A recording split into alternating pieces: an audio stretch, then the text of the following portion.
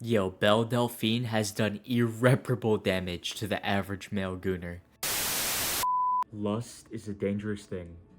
It can make you believe things that aren't real.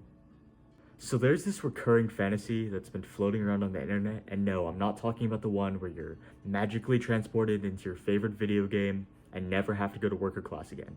I'm talking about the fantasy of the goth girlfriend. You know the one. Pale, pouty, covered in mesh, probably hates men, but in a way that's kind of hot. She's dark, mysterious, maybe even a little sad, maybe even a little mean, and definitely very, very chronically online. And we're going to talk about today how that fantasy has kind of fucked everything up.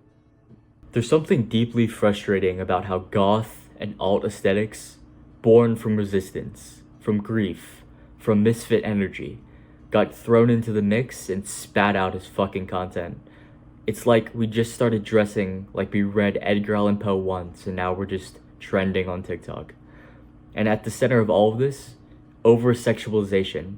Because somehow, if you're goth or alt or feminine presenting, people assume you're doing it for them, for the male gaze, for the algorithm, for the bag.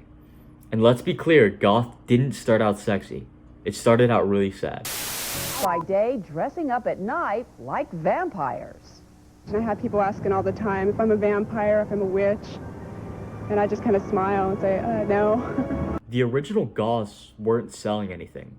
They were mourning existence, conformity, and sometimes literally death. Like, that's the foundation of goth culture.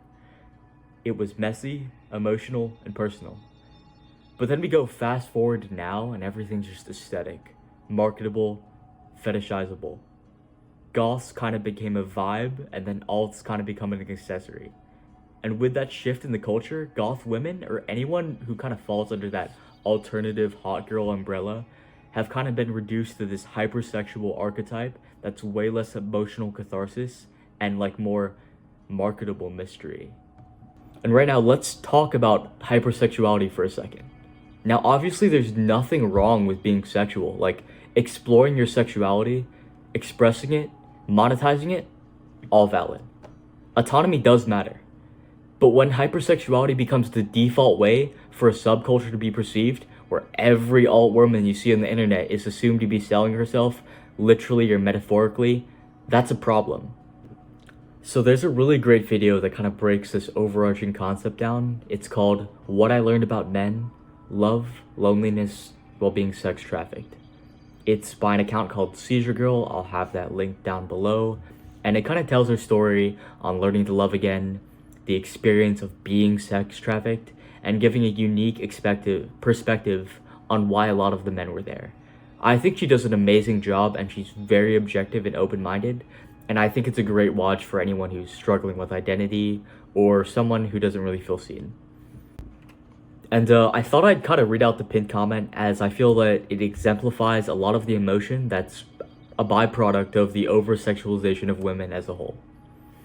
And I quote, "As I write this, my heart is overflowing. The day I made this video, I was terrified, shaking, whether I should even share it. For years, I stayed silent. I was scared, trying to make sense of everything that happened, processing a whirlwind of emotions, anger, hate, confusion, and so much more. Over a year ago, someone came into my life when I was still a young woman.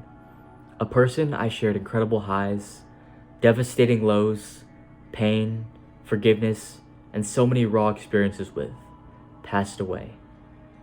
Before they left this world, they spoke about how we could help others escape the life we once lived. Tragically, their light was dimmed far too soon. I spent the last year grieving this complicated, beautiful soul, someone loved by many. Then one day, I felt a nudge, something I couldn't ignore. For days, I talked with my partner about things I had learned, things I had processed, and the ways those experiences shaped me. Those conversations were healing, and yet the nudge wouldn't go away. I don't know if it was their spirit saying, "You're ready." But whatever it was, I took the leap.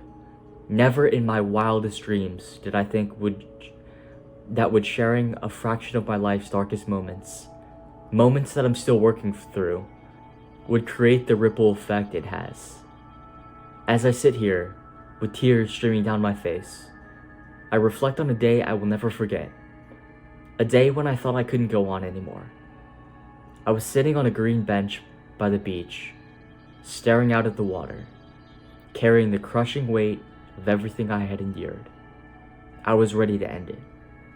But as I got up to walk and do what I intended to do, something happened. I felt warmth on my right shoulder and heard a voice so clearly as if it was whispering directly into my ear. This is not your time. You're going to get through this. This is not all that you will be. The love and peace I felt in that moment are beyond words. I believe it was a guardian angel, or perhaps something even greater. That moment saved my life.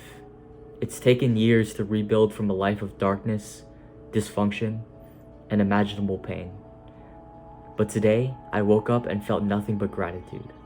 Gratitude for that voice. Gratitude for the strength to keep going. Gratitude for the chance to see this day. To everyone who has supported me, shared kind words, or found something meaningful in my story, thank you from the bottom of my heart. If sharing my journey can spark even the tiniest light in someone else's darkness, even if it can help or save one person, I know I've done what I was meant to do. To those who have walked with me through this pain, who've witnessed parts of my story, and who helped me find my way back to myself, you've been my rock. As I exhale and feel the weight lifting off my shoulders, I write this humbled, grateful, and filled with hope. Thank you all for being part of this journey, and more to come. As Modest Mouse said, and if it takes shit to make bliss, then I feel pretty blissfully. That was a YouTube pinned comment, by the way. It was beautiful, and I think everyone should give that video a watch. Again, the link's gonna be down in the description. On that note, to get to the root of the problem, we're gonna have to dig into deeper and darker places. Sorry. Disappointment in the game of life. So, let's talk about the Bop House. It's kind of giving alt sorority girl for the male gaze. A house full of conventionally attractive e-girl coded women making OnlyFans content, all living together under the guise of being different. But how different can you really be if your entire brand is built for straight male consumption? The issue isn't necessarily the women, it's the system. The fact that even rebellion has to be sexualized to be profitable. The fact that being alternative only matters if it's hot. OnlyFans. We all know the company. OnlyFans could have been a revolutionary space for sex workers and women to take back agency. And in many ways, it sort of is.